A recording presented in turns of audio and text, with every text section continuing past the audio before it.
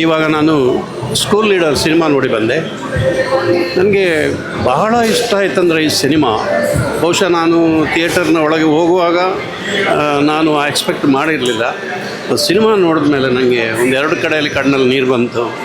ಮತ್ತು ಮಕ್ಕಳನ್ನು ಎಷ್ಟು ಚೆನ್ನಾಗಿ ದುಡಿಸಿಕೊಂಡಿದ್ದಾರೆ, ಎಷ್ಟು ಚೆನ್ನಾಗಿ ಅವರಿಗೆ ಒಂದು ತರಬೇತಿ ಕೊಟ್ಟಿದ್ದಾರೆ. ಜೊತೆಗೆ ಹೊಸ ಮಕ್ಕಳಿಂದ ಈ ಸಿನಿಮಾ ಅಂತ ನೋಡೋರಿಗೆ ಗೊತ್ತಾಗೋದಿಲ್ಲ, ಆ ರೀತಿ ಸಿನಿಮಾ ಮಾಡಿದ್ದಾರೆ. ರಜಾಕ್ ನಿರ್ದೇಶನ ಮಾಡಿದ್ದಾರೆ. ಬಹಳ ಇಷ್ಟ ಆಯಿತು ಸಿನಿಮಾ. ಎಲ್ಲರೂ ನೋಡಿ, ಎಲ್ಲರ ನೋಡುವಂಥ ಸಿನಿಮಾ. ಮಕ್ಕಳಿಗೆ ಒಂದು ಡಿಸಿಪ್ಲಿನ್, ಒಂದು ಶಿಸ್ತನ್ನು ಕಲಿಸುವ ನಿಟ್ಟಿನಲ್ಲಿ ಈ ಸಿನಿಮಾ ತಯಾರು ಮಾಡಿದ್ದಾರೆ. ಮತ್ತು ಶಾಲೆ ಹೇಗಿರಬೇಕು, ಶಾಲೆಯ ಮುಖ್ಯೋಪಾಧ್ಯಾಯರು ಹೇಗಿರಬೇಕು, ಶಾಲೆಯ ಶಿಸ್ತು ಹೇಗಿರಬೇಕು, ಡಿಸಿಪ್ಲಿನ್ ಹೇಗಿರಬೇಕು, ಇದನ್ನು ಭಾಳ ಸೂಕ್ಷ್ಮ ರೀತಿಯಲ್ಲಿ ಪರಿಚಯ ಮಾಡಿದ್ದಾರೆ. ಸೂಕ್ಷ್ಮ ರೀತಿಯಲ್ಲಿ ಮಕ್ಕಳು ಕೂಡ ಭಾಳ ಚೆನ್ನಾಗಿ, ಅವರಿವರು ಅಂತಲ್ಲ, ಎಲ್ಲ ಮಕ್ಕಳು ಅದ್ಭುತವಾಗಿ ಅಭಿನಯ ಮಾಡಿದ್ದಾರೆ. ನನಗೆ ಭಾಳ ಇಷ್ಟ ಆಗಿದೆ ಈ ಸಿನಿಮಾ.